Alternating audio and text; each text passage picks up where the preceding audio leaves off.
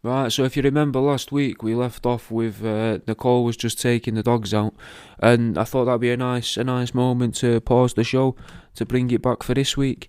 So this is part two of the Swapcast with the couple that scares together. I would have loved to have released it as one solid episode, but at the minute, I can't afford to do that realistically because it would mean I'd have to spend an extra sort of $10 a month on hosting for the one show, and it didn't seem necessary.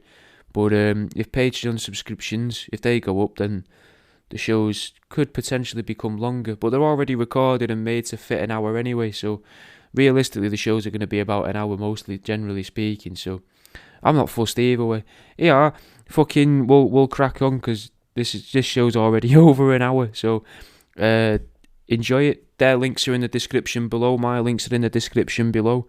Fucking I think we go on about the smiley face killer now. Off the top of my head, this was recorded maybe around about maybe a year ago, possibly. I think this was recorded a year ago. You know what I'll do? I'll check. I think it was recorded a year ago. This should be now that this is being released. This show, resin stuff should be back on the shop. Mystery boxes are definitely back. Try my ebooks, guys. Give them a go. I think this was definitely recorded. Or was it this year? It may have been recorded this year, guys. It was this year. What am I on about? This was recorded in February 2021. So, I was on their show last year. This is them on my show. Fucking hopefully there'll be more swapcasts. It might even be possible that you're going to get another swapcast very soon. Truth Seeking, mate. Truth Seeking with me and Jimmy Budd. That's coming out as a show. Fucking find words of confirmation on Instagram. Give that a go. Subscribe to that. You'll get some daily words of confirmation, something to make you feel bad about yourself. We don't want people. We don't want affirmations. We want confirmations. Things that people know. Things that people already know deep down. Anyway, let's crack on with the show. I'll fucking see you in a bit, guys. I was thinking, with you saying about where your podcast being more about a couple's finding something to do with one another. That smells a lot like you could do maybe a Facebook page, a Twitter page, or as a sort of derivative from your podcast, as a thing for trying to bring couples together. Because that'd be a book there, mate, and that's a bit of money there if you get a little book going where you could try and encourage couples to, this is how we did it, but maybe you could do blah, blah, blah. Right. I have a little resistance in trying to tell people anything. Like, do you know what I mean? You don't. I'd have to be, I have a little, I don't see that at all. Resistance because I am You're more than happy to give, like, I know, that's what the past 20 minutes was. I know, but I just want to preference it by saying I'm not an expert in anything, and I don't want to spit in the wind. That's fine. No, you don't have to be an expert. Right. Everyone can give their advice or opinion. This is my experience. Right. And like we're doing it right now. I know. Like, we're doing it, and so many other people are thinking about it, and are, for whatever reason, aren't. Right. Like, that's like a line in the sand. Right. There are those who do, and those who are just like, oh, should I do it? Should I not? Blah, blah, blah. Right. It's not the right time, etc. Right. Just do it, man. Or, well, do something. Do whatever. Yeah. No, I mean, I think you're right. I try not to, I don't know. I just, like, it's such an individual kind of process, but we have friends, and you get in this very sort of dangerous world where you compare yourself to others.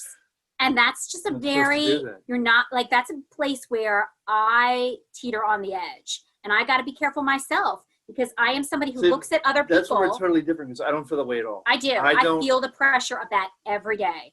Are you that kind of mother? Are you that kind of person? Do you look a certain way? Do you have a certain relationship? Stuff aside. It's very hard for women. That's the reason why I won't wear jeans, because I don't want people thinking I'm posh or that I've come from money. So I have that same. I don't wear jeans either. Our boys don't wear jeans because they can't stand a zipper, and Oh, fair. We only live in sweatpants in this house for our boys. Jason hates jeans. I hate jeans. I wear, like, just like comfortable pants all the time. Mm-hmm. I mean, unless I'm at work, but I mean, that aside, I don't know what kind of pants I'm wearing. No, Well, I mean, you well, can tell even- people if you want, Jace, you know, what kind of pants you're but wearing? kind of they might pants lure you wear? people in. People joke find out you about do those these as pants. videos. People might start listening and watching then. Yeah, Uh-huh. no, just regular. Like I don't want to wear jeans. I mean, they're uncomfortable. I just wear like loose fit pants. You know, because I want to keep my sperm count up. I want to make sure that You want that's her a good pumping them standard. out now. That's not even happening anymore. Like Oh, that is not. I don't. There is some sort of like primal thing you have in which that you have to share that kind of knowledge or Sharing it with discuss you. it. It's I not don't need it. knowledge. Everybody knows that men have sperm, innit? It's Let's not really really, talk it's not about groundbreaking this information, level. Nicole. Yet again, you gotta have a sense of humor. I know. It's Our conversations are always when we go anywhere. What kind of pants do I have to wear? What do I have to dress up in? right. Can I wear sweatpants and a sweatshirt? And she says, "Well, you're like 42 You're years old. 42 You have a years feeling old. You should can't wear this." pants. Like Like why? it's time to wear Says pants. you. I know. I would say more so you're 42 years old. Stop fucking asking me what you should wear. Just wear what you want. That's I know. probably a good point. That's probably a good No, point. but hold on, because it's not even that. You tell me what I should be wearing, like based on the situation. Mhm. So get control. It goes back to that. Except for one of us really likes. Control. It's mutual because somebody likes to take a back seat. He likes to go, I'm going to take a shower. Will you pull out my clothes for me? That's true. So some of us just really like There's no- to be taken care of. I'm not embarrassed by They that. do. That Yeah, should I wouldn't be embarrassed by that. I'd be fucking. If I Oh. could say to me missus, get me clothes off the shelf for me. I'm gonna go and have a shower. I'd be fucking buzzing if she did that. To be fair, she'd be happy if I was to have a shower more than once or twice a week. To be fair, so we're both winning in that situation there. Gladly lay out your clothes. Yeah. She's like, you're gonna wash? We have a conversation, like a running conversation of, if I were to pass away, how would you exist? My well. God. Not well, man. I know, got too that's many the morbid. kids. Yeah, that's what we say. I'm like, please, can I have a few more years because the children have to be old enough to take care of him. You can't die. I will not manifest. Like I will manifest for Manifest you a lingerie. long life, like a long life, or at least till the kids are grown. You can't move on from this life. It's Okay. It's not happening. We always say, You jokes can't on leave you, by buddy. myself. Jokes on you. No. We have like too many kids. We got Uh-huh. too much going on. 4 kids, dogs. If that were to happen, I'm I not would just doing it by linger in the myself. corner and say, figure it out. You got to figure it out. It'd be Smashing something. windows and stuff just become a Oh, pulp. That's not even funny. That gives me Here's like an extra anxiety job to just deal thinking with. about it. Oh, yeah. Like, I'd pull my the hands are dishwasher sweating. down, like as if to say, you need to load the dishwasher. I'll just like start slamming No, it. like, Stabbing the holes idea into the of having bottoms to of do that bags of stuff on rice. my own. Yeah. Go ahead, Jace. Poor Jason. So I don't know. Like, I mean, where do we head next year? We were talking about this week's show. Yeah, the smiley face what's- killers you yeah. were saying. So give us a bit I on think that. I've scared myself, which is off. That's Because I've hard. never to heard do. anything about these. Never. Oh, so I've terrified myself. Unlike our normal, just haunted location where you go places and you have a little fun and maybe somebody like breathes on your neck or something like that, but you're not in any danger per se. This is a real sort of dangerous situation, I would say, if you believe any of this is true. So the smiley face killers, we don't know if it is a killer, a bunch of killers, or no killers. So it's this phenomenon that's happened in the United States where college-age white men in great shape, all seemingly healthy, go out to drink with their friends. There's a similar pattern in which they don't overdrink. It actually happens pretty quickly, but it appears to be that they've been drugged. They stumble out of places. There's even surveillance of these guys, and they end up in a body of water. Well, they disappear though too. You got to mention Some that, do. that they disappear for like a period of time, Right? and then days later, weeks later, Weeks what later, have you, they're found in water. in a body of water, Right. dead. All of them, virtually all of them, have either been ruled inconclusive or a drowning accident. Some have even said that they were perhaps suicidal. Like And a lot of them have drugs in the system. yes, a lot of them They've have never GHB. heard of like the Gremlins rule or out like that then. I don't know. When you take a drug that you're not too sure of, you've never really done, like don't eat after it and don't get wet. Right. Oh, because Yeah. you know that the Gremlins. Yeah, Was pretty it good. seems to be that probably that they were drugged in some part without their knowledge. And the smiley face comes into play because graffiti is found at the location. However, there's some sort of question whether, like, how close in proximity to where they're found do you find a smiley face? And over in America, that's pretty common to find smiley faces. So they don't even know if that's actually tied to the situation. Well, I'm Isn't the questioning smiley this. face a sign of your oh Jesus, there's an anarchist movement in America. Do you call them anarchists when they've got a smiley face as the No, as not the thing? not necessarily. Oh, But it there's was a also thing. a word for a Native American term too for snake. What is that? Sinewy. Sin. Oh, damn, what is it? I should have wrote it down. I have it down, but it's a word that means snake in in Iroquois, I think, a Native American language, and apparently that's been found at some of these locations. However, the FBI says that is just a common graffiti mark they see, and it maybe has no ties. And in fact, the FBI says we don't even think there's a serial killer preying But- on this demographic. But if you've got, so this is where like I kind of question it, or at least have some doubt. Okay. Because if you've got like droves of young men Yeah. disappearing And then reappearing. and then reappearing weeks later or whatever, and they've got, you know, drugs in their system and they're found dead, and you're not talking about like a couple of cases. Over 300. So In like what time period? hundreds of cases of young men who are found dead. What I mean, sort of time frames on these 300 cases? Well, they appear to be across the northeast Northeast. Yeah, the of, northeast. of America, but then the past say 20 years. So it's happened over a period of time. Yeah.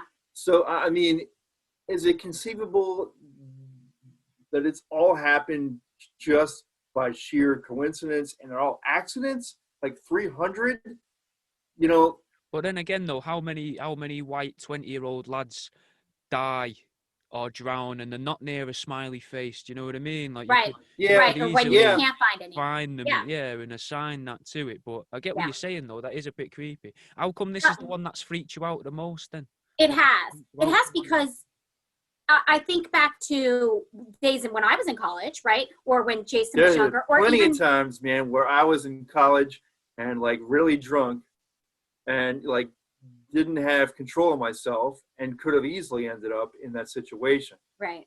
I mean, it's just And I think that if this were women, if this no doubt. and maybe we should talk about the right kind of woman. If it was a lady of the night and they were going off the streets, maybe not the same sort of focus. No, But there say would this be. is- Well, no, let's call it as it is. There wouldn't be the same sort of. If it was a prostitute, Maybe not. Sex worker, nobody would care about it. Right. Or at But least if it was the law enforcement Yes. to the same degree wouldn't. Whatever. I mean, they wouldn't have the same sort of No, coverage. they wouldn't spend that much time and resources investigating it. But It if was- this were white college-age women, this would be all over the news all the time. Because a woman leaving a bar found with GHB in a body of water, this absolutely would make headlines and people would demand for a response because it's males. It's not, especially it's just not been the focus of anybody. Like the whole Me Too movement. I mean, you would think that would, there would be like a brighter spotlight on it. Should it be women rather than men? And I think the one case, there was one young man that really kind of solidified to me that something else is going on. He was at a bar. He's in his 20s. He was a college-age male. And he calls his friend, not even his girlfriend, friend. This is in Pittsburgh. Area. He calls his friend. He's been out drinking, but he went to go with coworkers at 7:15. Shortly thereafter, he hasn't had enough time to even drink to really heavily. He calls his friend and he says, I don't know where I am. Something's not right. I don't feel well. Please come get me. And she's able to use the GPS on the phone, like a find a friend. And he says, I'm in this part of the city. And she looks at her phone and says, no, you're not. So he's obviously not in his right mind. She goes to where his location is. And as she's pulling up, he is stumbling towards a black SUV that is parked on the wrong side of the road and looking like they're waiting for him to put him in. And she screams out to him, no, no, no, I'm taking you home. And the car drives off at high speed. She puts him in her car, takes him back home. He doesn't remember much of what happened, but says he only had one drink. There's no way he should be that drunk, right? So I don't even think they reported to the police, because 3 weeks later, he goes out with the same coworkers, goes missing, and is found 2 weeks later in the body of water in the Allegheny. And she then goes to the police and his family and says, this happened a month ago or a few weeks ago, and I think it's connected. And the police are like, maybe. And they deem it an accidental drowning. But his family is like, no, wait, this almost happened to him last month, and now a similar situation, and he died, and they found him dead.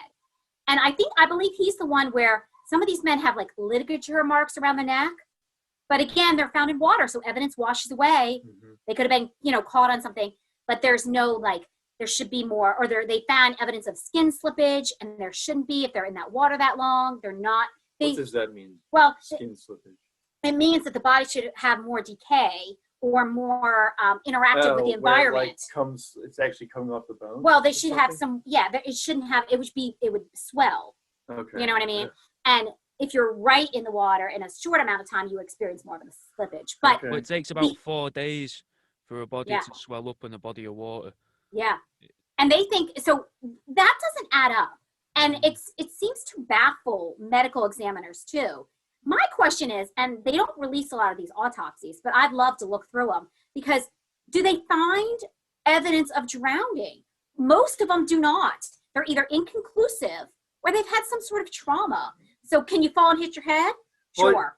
But you would have more water in your lungs. Devil's advocate here. Yes. Just to say, I mean, it could be that law enforcement, they are, doing more work and investigation, but we just don't know about it. Oh, I'm sure they have a bureau, a division that's doing this. That they just can't pin down, yes, who or what it is that's perpetrating these crimes. They might not want to put too much out about it as well. I finished watching a program yesterday on Netflix about the Cecil Hotel in LA. Yes, and a that's woman awesome. called Alicia Lamb. Yeah, it was pretty good. And this Alicia Lamb, the internet people fucked that up for everyone involved. The internet sleuths and whatever you want to call them, the YouTubers. Well, they just cause more now. harm than good. So I can see why the FBI would be going, there isn't a serial killer, there isn't this.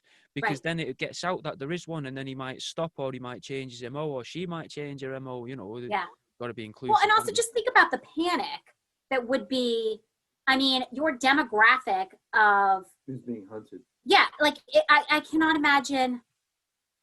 first of all, you're not going to warn young men to be careful and to not drink and they're not going to find the same sort of fear you would for a young woman. And we've had this conversation. Because I said, there's no goddamn way that I would go to a bar, even as a young woman, drink and go and leave by myself. My girlfriends wouldn't have let me. It would be odd.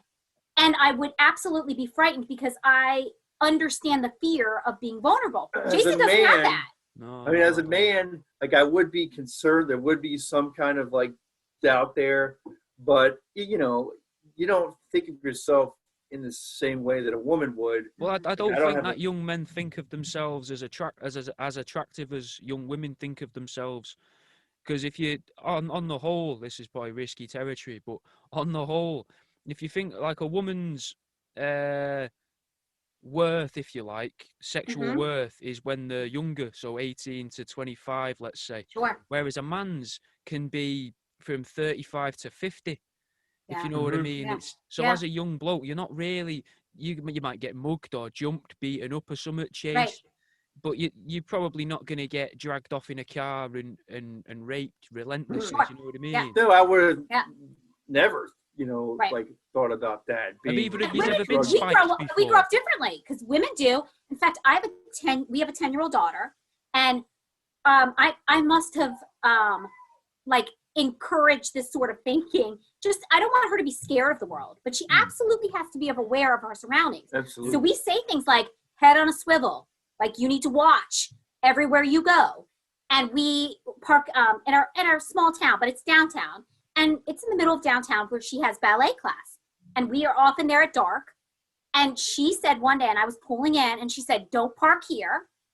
It's next to a white van. We don't park next to white vans. And I said, you got it. And absolutely. Something Because else we do. That's exactly what will happen is a white van will take you off. Do you not think, though, I've always thought with this stuff about white vans, we hear this a lot over here, but I've always wondered if that's a conspiracy in itself in order to put the majority of people off of the working class and the traders and carpenters and plumbers. Because the majority of people, working age people, will have a van at some point in their life.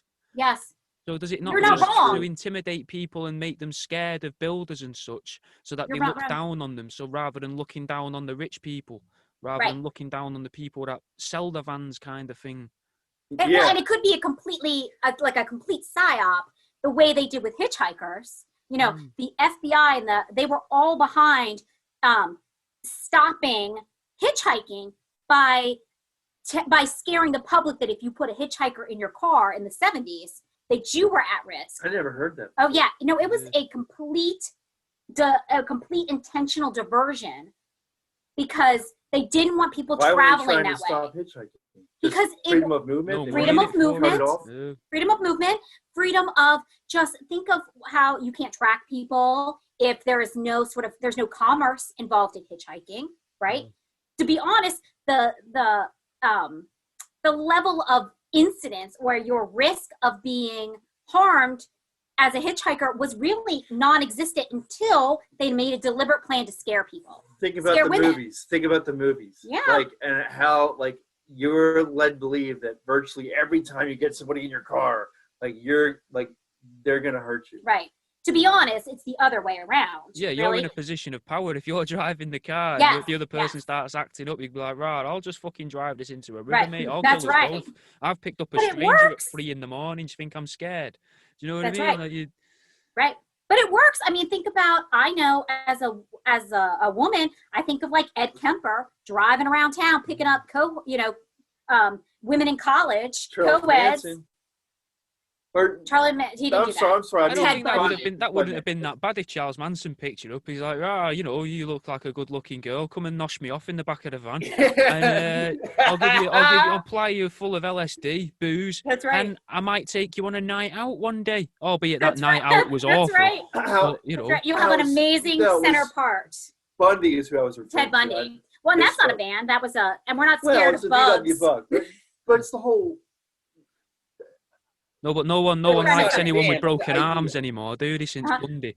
That's not true. Yeah, but exactly that helped to kind of infer that you never go with somebody who asks for help, right? Don't help people for nothing. Don't help scared people. Of disabled people. Look down on them. Yeah. There's all sorts going on there that you could see. What we do though with our kids is talk about pedophilia. We do talk openly about it, that it's a real good. It's a real thing that you should be afraid.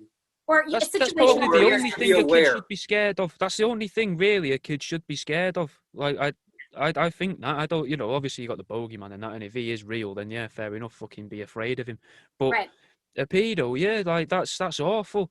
And that's something that if people are aware of it, they can stop it. Yeah, absolutely. No, we've got total honesty that, hey, this is a thing and you need to be aware and protect yourself as best you can because, big people, most are okay, but not everybody. And it's okay. Yeah, it's okay. Yeah, we do a lot of it's okay to trust yourself. And that's what, as particularly with our daughter, because that wasn't a gift I had till later in life, the gift of trusting your own instinct and that is, you have to be in tune with how you feel because you already know if something's not right. But as a woman, we continually talk ourselves out of it.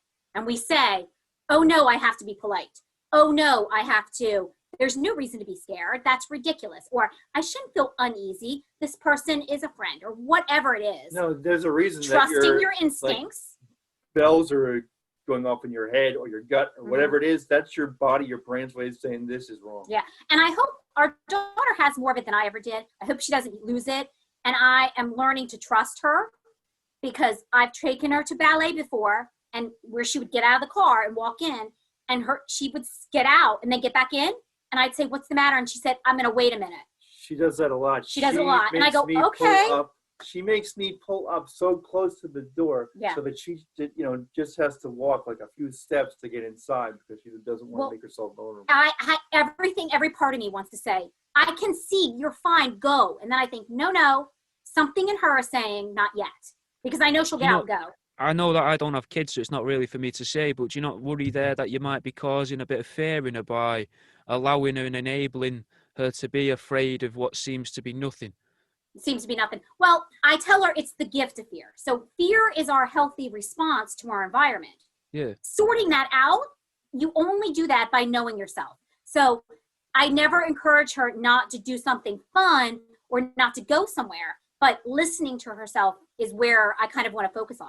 So, and she is brave in her own right. Like, she'll walk the dog in the dark, and I don't have fear of her doing that. As long as she feels comfortable doing that, I'm okay with that. So, and she spends the night at people's houses. Like, I feel comfortable with total strangers in that. Yeah, just breaks in through the window and is like, I'm on the couch. I mean, that is brave. She does experience that sort of freedom, but she does have this sense of empowerment that I never had. And I saw some situations that were like when I was growing up that could have ended really badly because I ignored my instincts. So I don't know if it's necessarily instilling fear or just giving her the gift of intuition. Like, and I will say, how do you feel? I feel good, I feel comfortable. All right, do it. Like, at school, even like making new friend or eating with somebody or playing with them on the playground or anything. How does it feel? She feels good. She feels safe, or she feels like she's going to be a good friend I can trust. Okay, follow your gut. She'll meet other people and she'll say, I don't know. We don't have the same like mojo. Yeah. I'm like, okay, then that is yourself communicating that you need to take a step back because that person's not supposed to be in your circle, or whatever it is. Like learning your instincts is really important. Really important. It does keep you safe if you can listen to it. And I've had times where I did not listen to it. I mean, one time, I've talked about it on a podcast, but I was in college, and this is where I kind of began, I understood that I have, and we all have, I think, something watching out for us in a different sort of manner. I've always felt like a really strong male presence around me.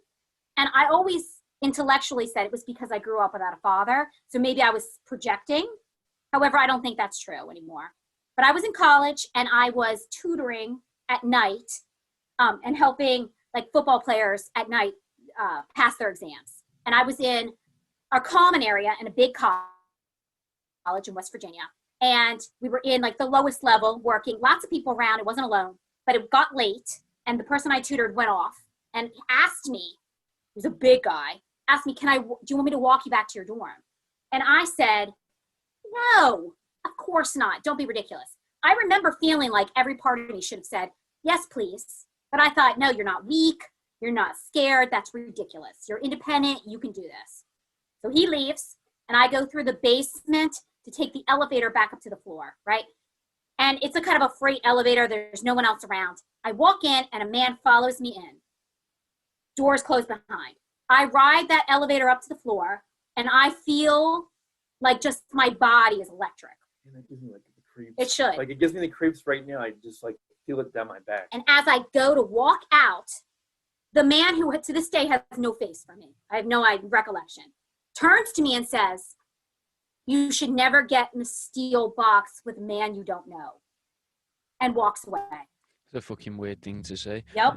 What if playing a bit of devil's advocate, what if the big fella fancied it a bit and he got in, somehow he'd arrange with this guy, be like, right, she wouldn't do it this time. He drops a little note out the window to his weird mate who's waiting for him, freak her out so I can walk her home next time. Right. Well, honestly, at the time, I didn't feel frightened of that interaction. now looking back and just like a couple years out, I really think that was some sort of divine intervention, or not even divine, some sort of, because I feel very, very protected by a male energy often. Like I talk to him, whoever he is. I don't even know if it's a gent, but it feels masculine. I believe that faceless person was a warning to say, you aren't making smart choices, or you're not situationally aware.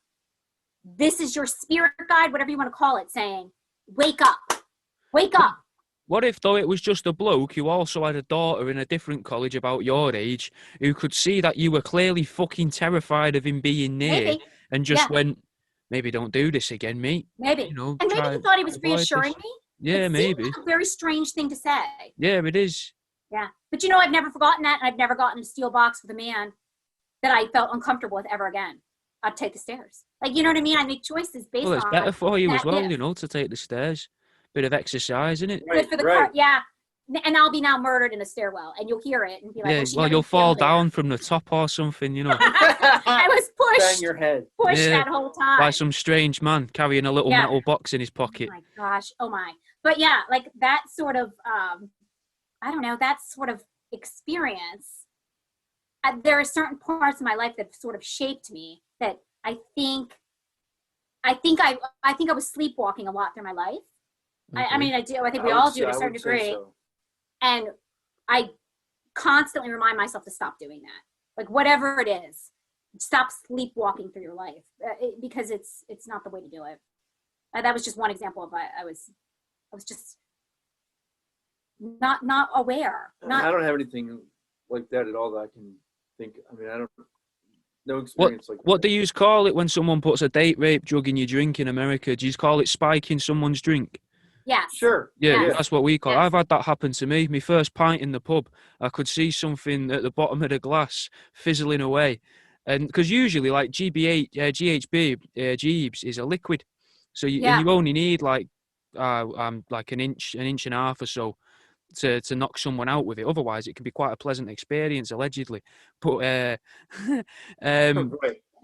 but yeah. So I saw this thing in the bottom of the glass fizzling away, and I looked at my mate, and I was like, someone's thrown something in this, and I just annoyed someone at the bar because I shoved past them. So I'm guessing it's them. I'm gonna neck it. I'm gonna drink the pint in one, and then I'm gonna leave it up to you to get me home and not get me raped. And I'd like to still have my gold chain when I get home. And he was like, okay, all right. So I necked the drink, and I'd say about half an hour, 40 minutes later, I sort of started to get a bit weird. Like I was racing inside of me, was fucking racing, like fucking gurning and that. And I ended up grabbing this guy by his shirt, like, you know, like whatever that's called. What would be the lapels if it was a suit, but just by the shirt. And now I'm a weak, weedy guy. Now there was something in me there because I fucking lifted this guy and smacked him off the wall, and was like, because he kept knocking me pound coin off the pool table. Like you put a coin on the pool table in it to wait your turn, and he kept flicking it off, and it was annoying me. So I thought, gonna go and have a word. And instead of having a word, I just lifted him up and hit his head off the wall. And I thought to myself, fucking hell, where did that come from? And how did I get here? I remember thinking that, and I put him down. Looked around and people were shouting at me. And I thought, no. And I lifted him up and put him against the wall again, which even to this day I probably couldn't do now with a child. I'd probably struggle. This was a little fat lad. And I just went, I held him against the wall, looked him dead in the eye, and I remember going, yeah. And I put him down on the ground and looked around, and I remember feeling like, what the fuck is going on? And everyone had gone quiet. Everyone in the pub had gone quiet. People behind the bar, and they were just staring. Because I had literally just made them noises like fucking Bruce Almighty over the top of everyone. And then I got like tackled, like we call it rugby tackled, using the take out in American football. Nah, by one of the lads that was his mate and kind of knew who I was there with. They were all friends. I was sort of the outsider with a group who just knew a couple of them. And he speared me from the side. I twatted side of my head off this wooden wall within the pub. And then apparently all I kept saying for the rest of the night was to me mate, the big lad. I kept saying to him, if you want me to do anything illegal, now's the time. I'll do it for you now. I can do it. I know that I can do it now. And that was literally all I could say for the rest of the night. And then I went home, and in the morning I woke up, and as I woke up, it felt like I fucking fell out of my bed as I woke up, sort of came to. And I spoke to my mum later that day, and she was like, yeah, you came in last night about 3:30 in the morning, just playing the alarm, playing with the house alarm like it was a keyboard. And you were looking at me, you had pupils like 10 pence pieces, and a big fucking smile on your face, big fucking teeth on show. She was like, you couldn't hear me. You wouldn't do anything I said. You kept setting the alarm off. You thought it was funny to set the alarm off middle of the night, and I just laughed to myself, and then I'd turn it off again and then turn it back on again on the test button. Just going, yeah, fucking 3:30 in the morning, driving everyone mental. But yeah, so that was a time where, like, in your head, you're going, this is a dumb thing to do. But at the same time, you've got that other bit in your head going, yeah, but when else is someone going to give you this opportunity? Well, who would have done such a thing? That's Do you think really you were scary, just man. I've got like no idea. happenstance? I've got no idea. Like, I know that I remember I annoyed people, which I often do, because I am quite irritating, apparently. I rub people Do up you the think wrong it way was with them. definitely pointed at you? I don't know. Maybe someone just thought it'd be a laugh, or maybe someone thought, because I'd gone to the front of the bar, maybe Right. they just fucking, dropped them in the drinks. The fucking, Right. They might not have had any Rizzlers, because usually Right. you'd put it in a Rizzler, wouldn't you, and fucking neck it with water. Right. But maybe they didn't have that, so they just dropped a bit in and thought, oh, that's his pint, but it happened to be mine. I don't know. Because it wasn't, I wouldn't say it was a massively negative experience. Sure. But it was like the next day it was freaky, because I felt Yeah. fucking awful the next day, because just awful, like ill, really fucking ill. You weren't tied to a radiator with a No, which was lucky. bathroom in, so No, it could have been much worse. could have been much worse. Yeah, I mean it, but it was there. That was just an odd time where that's probably one of the only times where I can think to myself, something inside of me went, yeah, probably don't do this, and I just went, probably fuck you, mate, I'm gonna do that. Yeah. Yeah. Whoever helps you along your path was like, this is a bad choice, and now we're gonna have to travel with you on this journey of bad choices. Like you though, like you saw that it was in there and still drank. Yeah, it looked like I could, because the drink. Like, did part of you think like maybe I shouldn't do this? Well, it was like a thought, like, it's probably a dumb idea, but I knew I was getting home because my mate always drove. He never drinks, so I knew I had a way home. My mate that I always used to go to the pub with is like 6'2", 6'3", probably twice of me broad-wise. So I felt quite safe. I mean, if anyone in the pub was going to rape me that night, probably be him. So, and he wasn't going to, So I felt quite safe. I thought, fuck it, let's give it a go. Well, I'm glad that didn't happen to you. That wasn't your experience. But you can see how quickly and easily it can happen to somebody. Yeah. That's what I was getting at. Like, I can understand why people are nervous and that of it.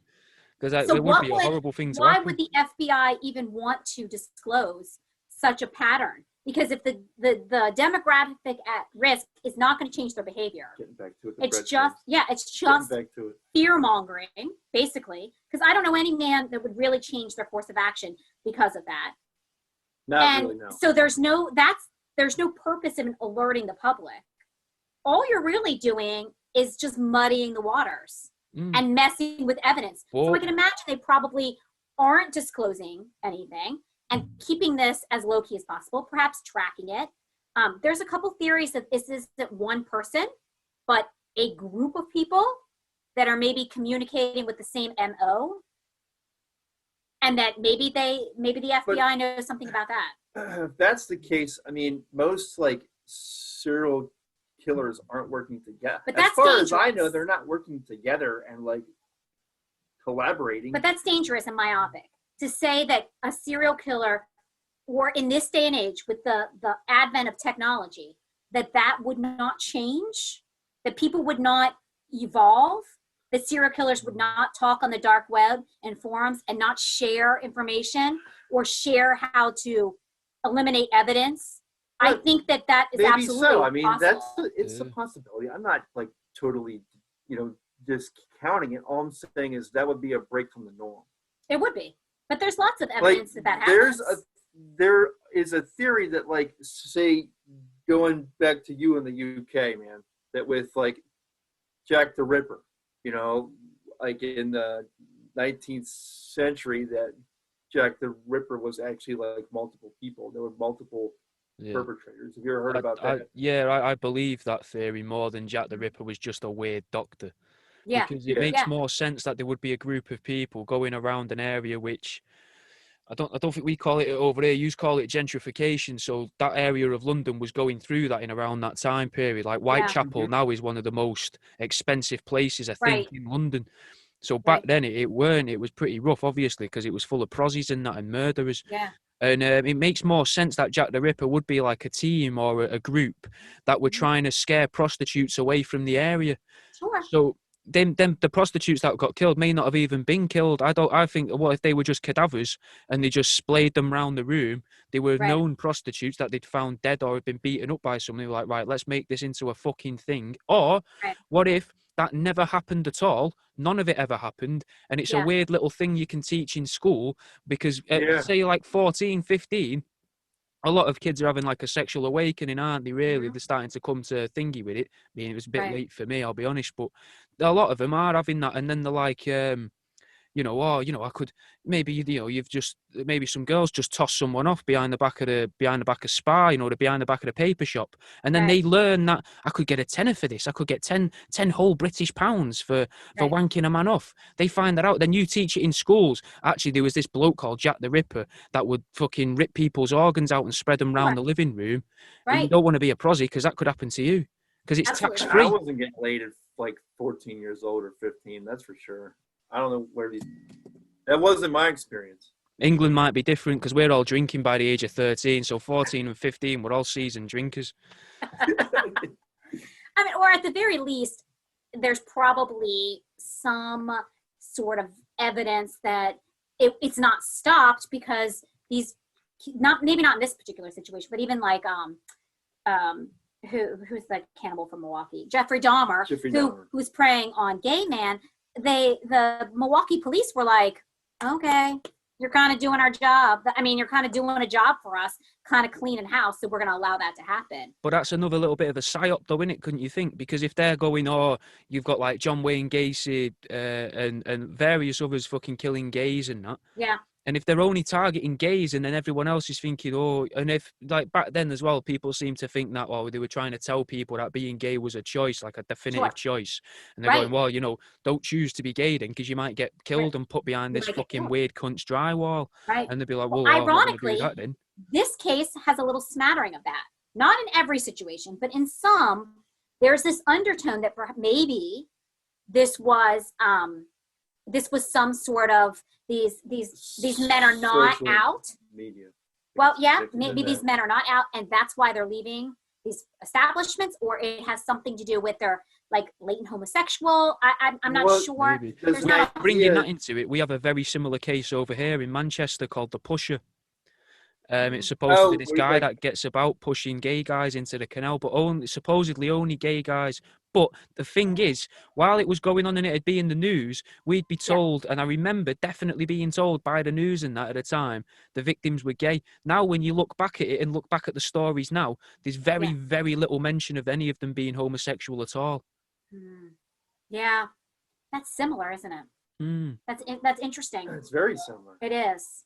But so there's a theory that they could be connecting like via Grindr. What's the app that you Grindr. like the game? Yeah. Right. That they're on that.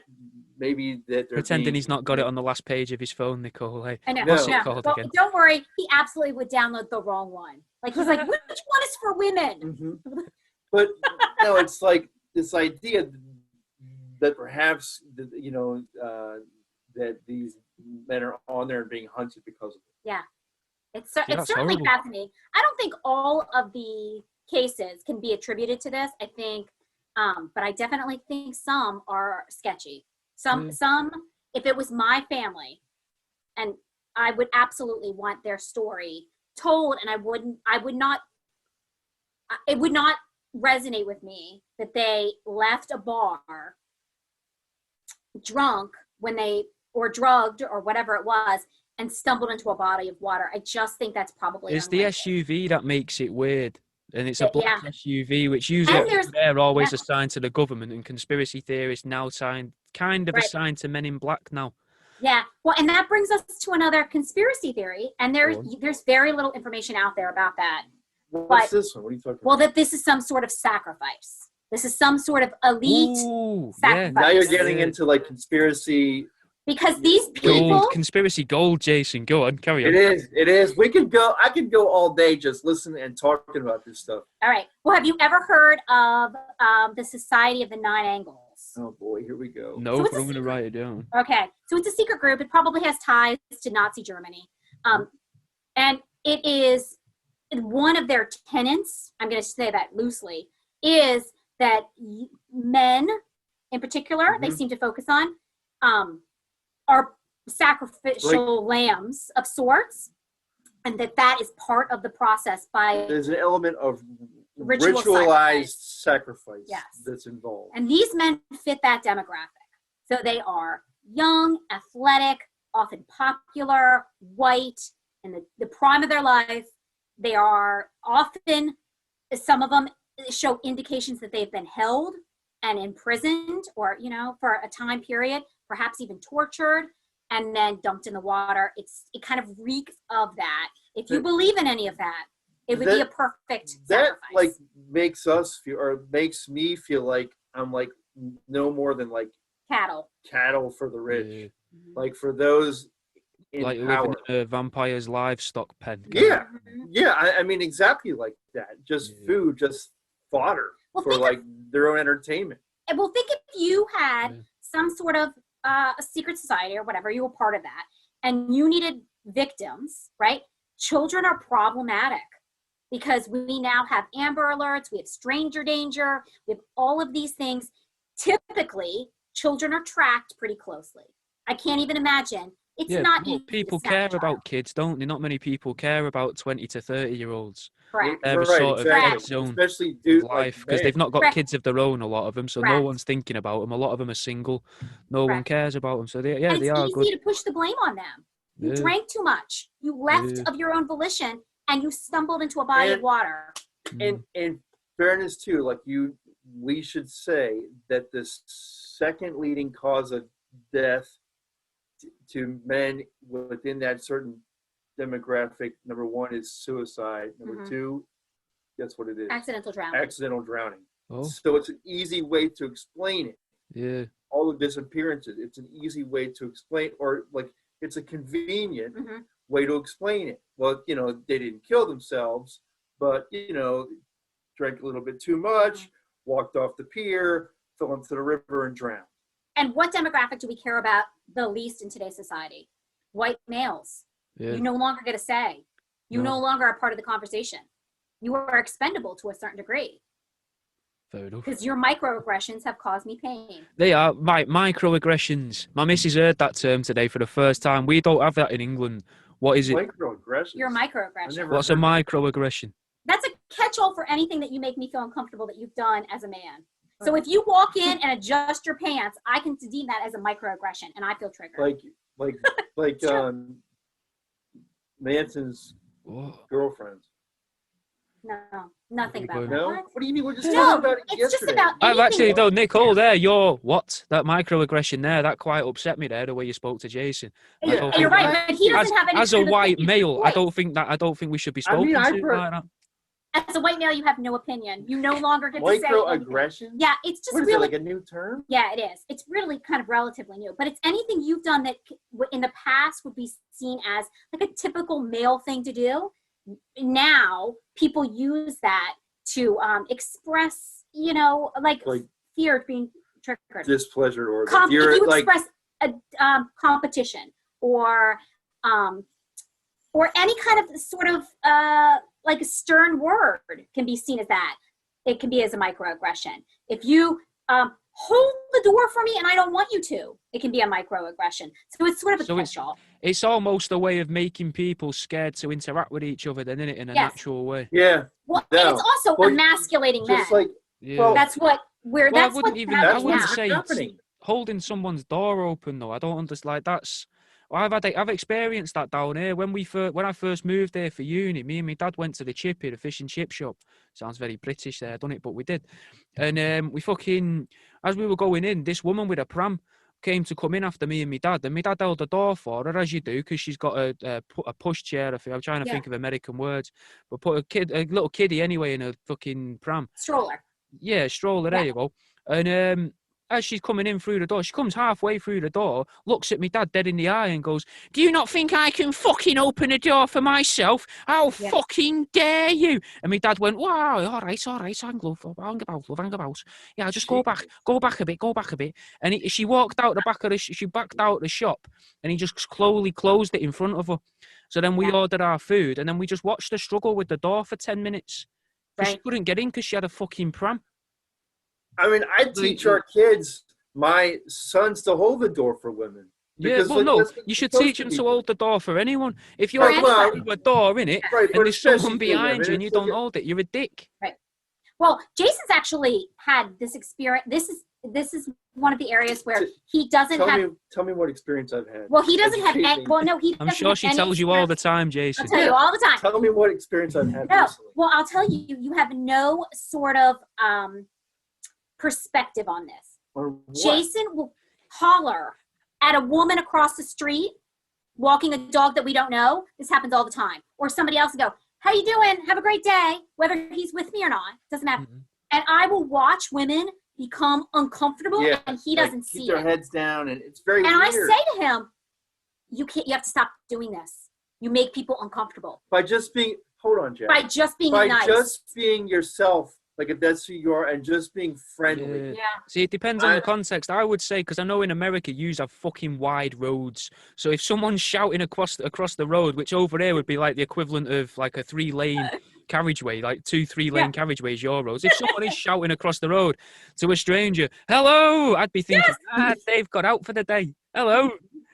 and he also be scared. To children. There's not wrong that with are that. with mothers. Yeah. And I've been away from him. Characterize me like I'm some kind of creep. No, I'm not saying I've seen She definitely does. This is staying in. This is how we're going to start the show. You're so old-fashioned to some things, but I will watch women go like this to their children. I'm going to stop talking to people. Men talking to young children freaks women out. And I had it today. Doing that.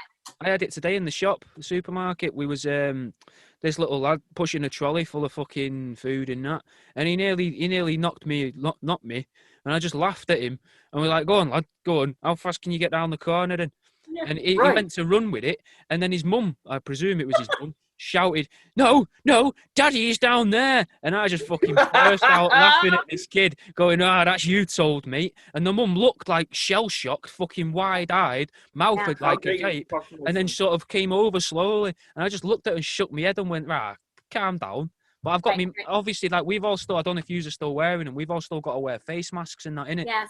And I tend to dress in a way that kind of does make me look quite shady anyway, like no distinguishing features. I've got like a non-distinct hat on, black coat, black trousers, black shoes. So I understood that in a way, but still, like the kid nearly knocked me over with a trolley. I could have like mouthed off at him, but the mum would have got more annoyed at that, innit? But I thought I'd just encourage him. Some of that you can't win. I mean, it's hard to get, like, I'm just like a friendly person who wants. And I'm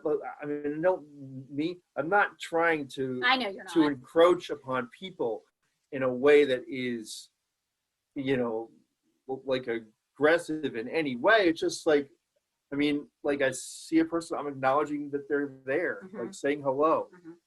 And so maybe I guess I just shouldn't do that. Well, I think you just have to know your situation. And if you're with me, it changes. Like that changes the atmosphere, you know what I mean? It softens it. Don't you see the bigger picture, though? Don't you see the bigger picture of it? Like human beings are not just changing, like being pulled further, like farther apart. Yes. Like that in a way that's unnatural, because human beings are supposed to connect with each other. Yes. Like as a species.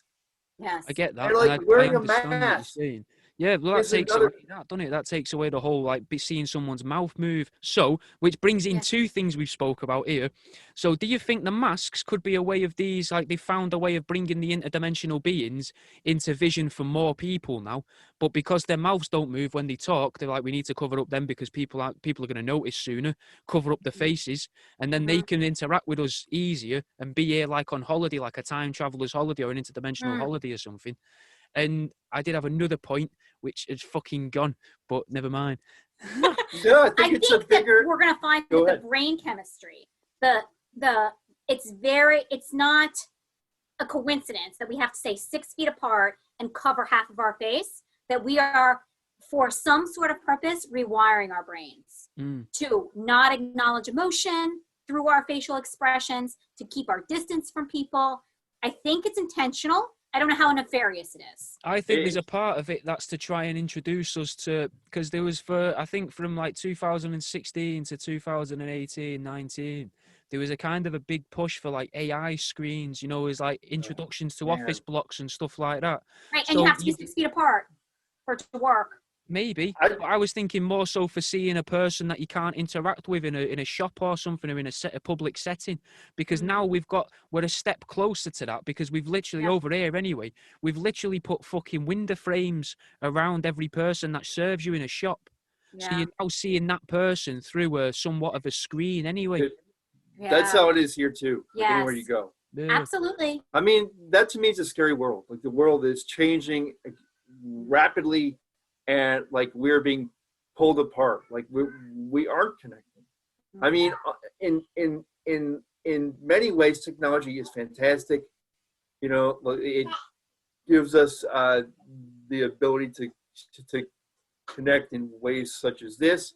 But on the other hand, like the use of the mass, all of that, like the social distancing, I find that to be extremely scary. Mm-hmm. I mean, it makes sense though if there is a virus, it makes sense with that. But with you saying technology's scary, as like because this is like we've been going now for a while. This is like an hour show. I'm gonna have to edit this, but I'll put it out as the full show on YouTube and that. But just as a thing to sort of bring it round and something to tie it up with you saying that about technology, where do you think technology should have stopped? If you could put a little pin in it and be like, the Pac-Man machine was brilliant. No. Right. Well, the biggest thing I guess that I fear is this what's the term, like transhumanism? Yeah, like I've heard AI people talking about that. And that. Yeah. Yes, man. Like getting access to people's brains, to their thoughts, like this idea of like controlling one's mind. I mean, that is really scary. And when I see just like our use of cell phones, of constantly being plugged in. I see like my own kids and like their need to be on their phone or, like involved in video games. That it is a scary thought. Like this idea that down the road there could be, like a human machine hybrid is like, I think about like the Terminator, like the movie, The Terminator. Where I don't know if you ever seen the movie. I've seen the Terminator. Like the rise of like the machines, like a sort of a living, breathing computer. Maybe that's crazy to think, but well, I mean, it's concerning. I have some fears about that stuff. I mean, I'm concerned to the amount of we've given up privacy as if it's nothing. We've allowed everything in our home. They won't have to take anything. We'll give it up freely. However, I think, what if this is just the next step in evolution? And what if some of those interdimensional creatures that we see, they're often projected as slight of body because they don't need it. Mm-hmm. They don't they communicate telepathically because they don't need it. What if this is the next step in evolution? And to deny that or to resist that is just our human nature. But maybe it's not nefarious or it's just natural. Maybe we're supposed to integrate with technology because it's just the next step in evolution. Maybe that's an interesting point. It is. What if though? What if we're the interdimensional beings? What if there aren't humans? And we've just been somehow coerced or made to believe that we are humans through like children's television or whatever. And it just traps some people, and then maybe this is a way of maybe by in getting people to take apart, and what Jason was saying about using technology to sort of into one screen and using the screens and making everyone more secular. What if it's a way of making us realize that we are in like like in the Matrix pods or something, and it's trying to bring us back to that, like that episode of Black Mirror where they're fucking living in an apartment block, but they've only got like a 2 meter square room each. What if we're in one of them and we don't realize because we've all been enveloped so much in this weird virtual reality. So now they're having to introduce the idea of this is what virtual reality is. And then they're going to teach us how to take out the little contact lens, or how to remove the little weird thing in our ears, or like, I don't know, what's the weirdest body part? Like maybe the belly button. That seems fucking weird, doesn't it? Right. And they're just like, well, we're going to teach you now. The belly button, you see it as a dent, but really it's a thing that we've plugged into you from the wall. Right. Just to slowly bring us to that by what we now consider to be evolution. But sure. I mean, it's certainly possible. But I mean, if time is not linear anyway, then, and all this is happening at the same, well, for lack of a better word, like, you know, it's all happening at the same time, or there's a roundabout sort of nature of time. We could be experiencing all this at the same. So all those interdimensional creatures, if they are us evolved and they're just interacting in different planes, I think that's the next step. I really think that we will start to unlock that, where you talk about people that maybe are like Teddy, or maybe psychic mediums, or whatever they have, that they aren't doing anything special except for unlocking their belly button and jumping from plane to plane, like jumping from dimension to dimension, or they're entering different ones at the same time. And they do that without even trying it, you know, and knowing what they're doing. They're just ahead of the game. Right. But because they're evolutionary, a little bit ahead of us. Yeah. But generation after generation, we'll start to be able to interact and move through those dimensions. If you'd ask people 20 years ago, how do you feel about ghosts? People would have undoubtedly said, I don't believe in them. Yeah. But if you ask people now, the majority of people, even if they're not scared or even if they're not interested, say, probably, I guess so. You know, they're moving the goal line to what we find acceptable and normal.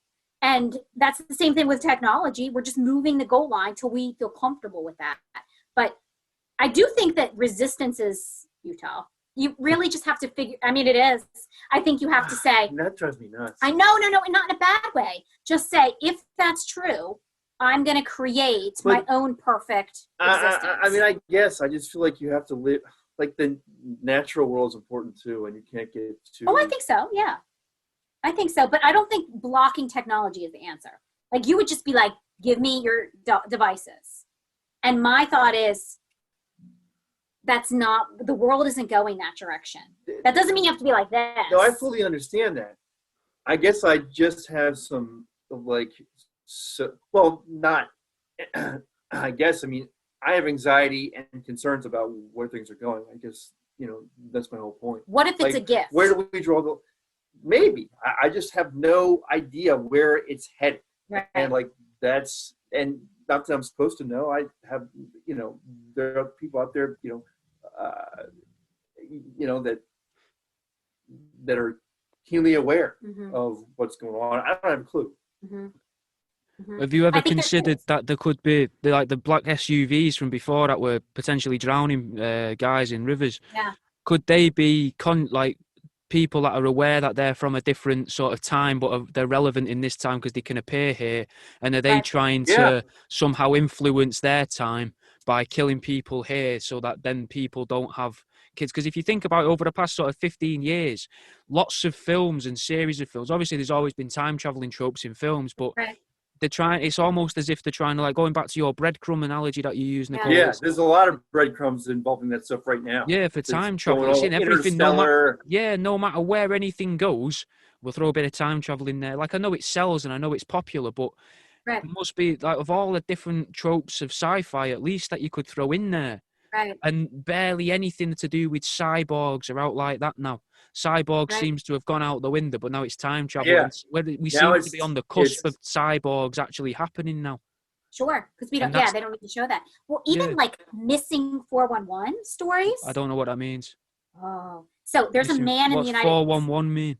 Yeah, well, that means information. So, but there's this phenomenon that's grown in the United States. This man named Dave Politis. He was a retired cop, and he was very much into like the woods and hikings and everything else. And he was also an author. So one day years ago, he gets visited while he's in a hotel room, and he wrote an article about people that went missing on a hiking trip in a national state park. So he gets a knock on the door from 2 state park officials, or like park rangers, like low level. And they said, we can't tell you we don't know what's going on, but people are missing from state parks all over the country, like a lot of them, and no one talks about it. unless there's like particular cases, and then they go away. So this man named Dave Politis says, well, that sounds interesting. I'm going to research it. So he calls a couple of the state parks and says, do you have a list of the people that have gone missing in your park? Big ones like Yellowstone, the Grand Canyon. He said, do you have a list? And they, first of all, they say, no, no lists exist. He goes, well, I'm a cop. And I know that's not true. You have a list somewhere. They call him back and they said, yeah, we have a list. We talked to our lawyer. We can give you the list, but you have to pay for it. And he goes, well, I'm an author, so I don't have to pay for it because Freedom of Information Act, I can use my credentials to get your list. They call him back and say, no, you have to pay for it. He goes, okay, I'll pay for it. So they give him this outrageous number. It's going to cost him $1 million for them to put this list together and give it to this man, right? So he says, well, now I'm really interested in what's going on.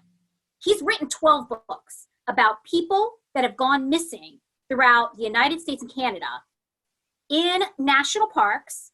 All of them meet a certain criteria. That criteria is there's no sign of foul play, there's no suicidal intimidation, they're not sick, there's no animal attacks present. They all meet those criteria, but within that, there's subgroups, like some are found near water, some are found near granite, some are found near cave systems, whatever it is. And it's really, he doesn't speculate of the theory of what's happened. He just presents this it's information. The idea that they're, venturing out in the woods, and 1 minute they're here and the next they just vanish. And unusual. So sometimes they have a high IQ, these people, and they're some are doctors, a lot of them are. Some of them are German descent, seems to be a higher demographic. Some of them are children that have hearing loss or are disabled. And if they are found, they're often found much farther than they should be, or the situation is impractical, or their clothes are neatly folded. It's very unusual.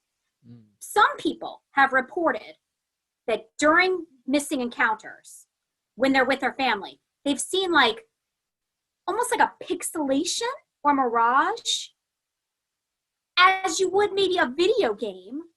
That's what it reminds me of, that perhaps you've stumbled into a place or a plane you're not supposed to be, and they're gone.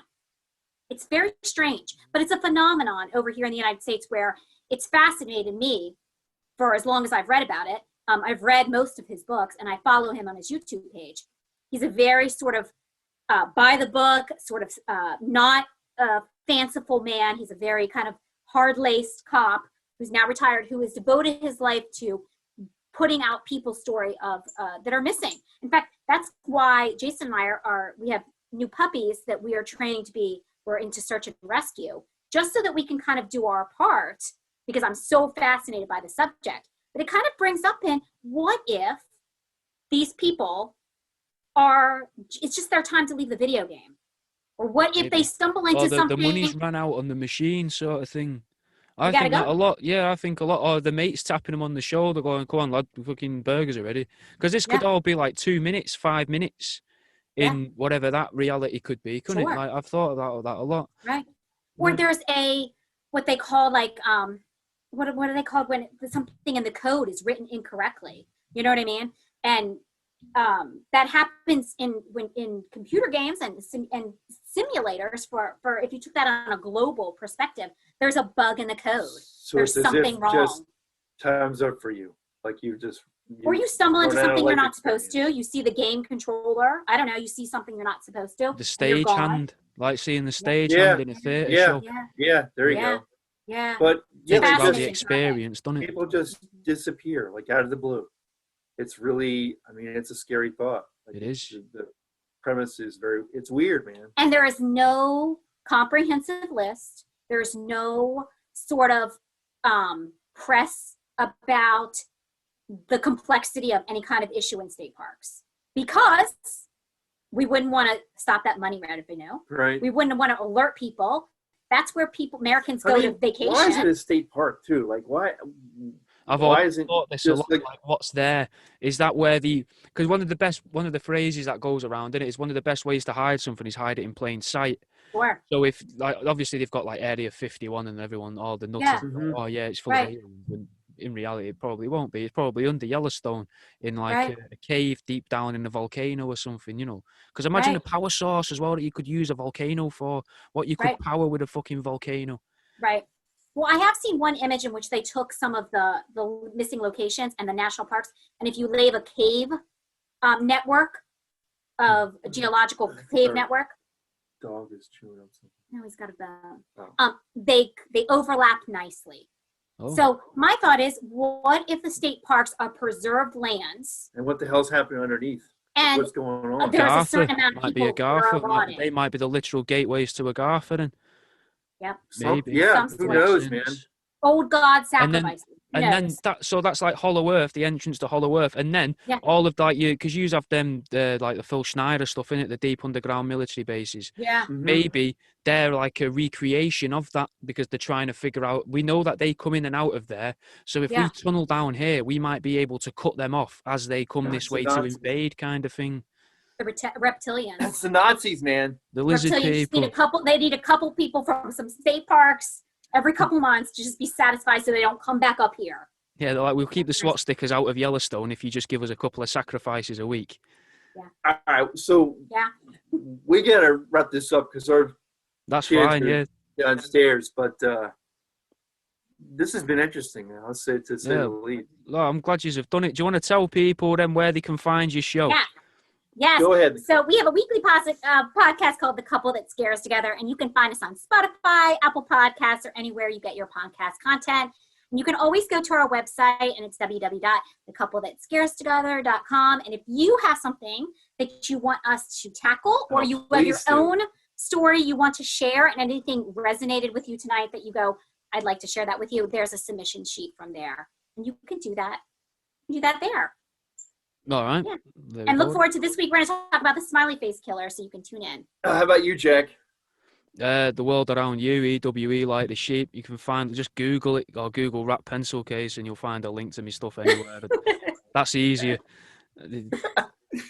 My latest show, if people wondering, my latest show was about people that try to fuck dogs. So that's it's a wide array of interesting topics. At least I like to think it is. Oh my gosh. And it's Valentine's Day today, and I got a sweatshirt from Jason that says, I love my chocolate lab, which I do. That was my gift. And I said to him, I really wanted a rat pencil case. So. Well, that's next year. There's always next year. There's always next Mother's year. Day. There's always Mother's Day. There's Christmas. I'm sure you have That's a birthday, right. Nicole. That's Yay. right. There you go. Absolutely. She does every year. Every year. Okay.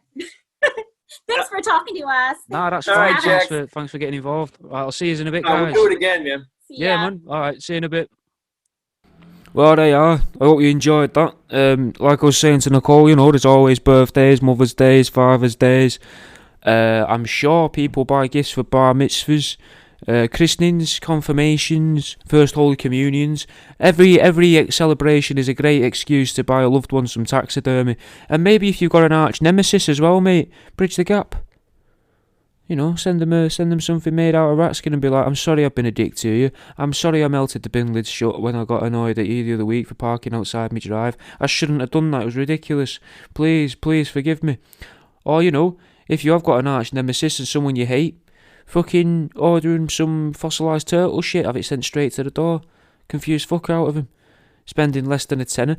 Yeah, you might not want to spend money on them, but the look on their face when they open up a box and they're like, what the fuck is this? It's priceless. That look that you'll never see. Well worth a go, guys. Well worth a go. Now, worldaroundyou.com if you want to buy any of that gear. And then, otherwise, go to the links below. Go and give us subscribe to The Couple That Scares Together if you want to hear more of them. Otherwise, if you're not already subscribed to me, give me a subscribe. And I'll fucking see you in a bit, guys. I'll see you next week. Next week's show is a movie madness, mate. We're diving into the delves of the mind of Megamind and what Megamind was trying to teach your children. How Megamind was indoctrinating your children to the truth of the aliens, mate. I'll fucking see you in a bit, mate.